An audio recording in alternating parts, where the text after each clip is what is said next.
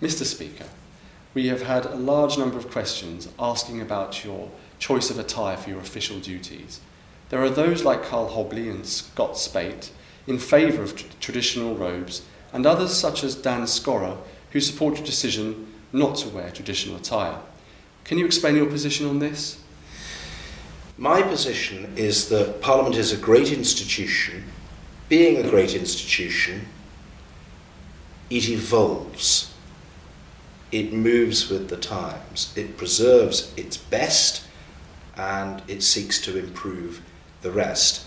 I do not myself believe that we will recover public respect for politicians and for Parliament by wrapping ourselves in very, very, very traditional and elaborate costume. It's not about me or what I like or dislike. It is about the institution, and I respect the fact that there are people who say, well, in order to live the office and to show respect for it, you should dress in the traditional garb. I don't agree with that view. There have already been changes away from the very traditional garb. Speaker Boothroyd abandoned the idea of wearing the wig. And I think there are a lot of people out there who feel there is no particular reason why in 2009 the Speaker of the House of Commons should wear tights or stockings or rather unusual, very grand, but rather unusual shoes.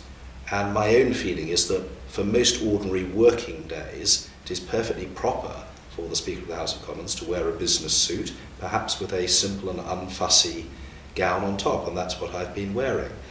I think that one can argue that for special ceremonial occasions, something a bit different is proper and required, and I certainly have regard to that in the run-up to the state opening of Parliament. Okay, Russell James from Hampshire wants to know if you can assure him that this centuries-old tradition of saying prayers in the House of Commons before each sitting is going to be maintained and safeguarded. It is and it will. Are there any plans to make parliamentary language easy to understand? For example, adjournment debate isn't really about the adjournment itself. There are two aspects to the issue of parliamentary language. You raised the subject of adjournment debates. My own feeling is that there is something to be said for a change there, and we can certainly look at it. The debates that take place for half an hour at the end of the day are end-of-day debates, or you might call them backbenchers debates. I don't think people really understand why we call them adjournment debates, and there is some study being given to this, and I think that over a period we might want to look at whether there is a better way of connecting our proceedings with the electorate. I said there were two aspects. The other aspect of parliamentary language that is a relevant subject for discussion and debate is terms of address. There are people who think that honourable lady, honourable gentleman, right honourable lady has a certain dignity to it and should be preserved, and there are others who feel that it's very disconnected and rather formal and perhaps a little self-regarding. There are arguments on both sides. I'm in favour of our proceedings being as intelligible as possible.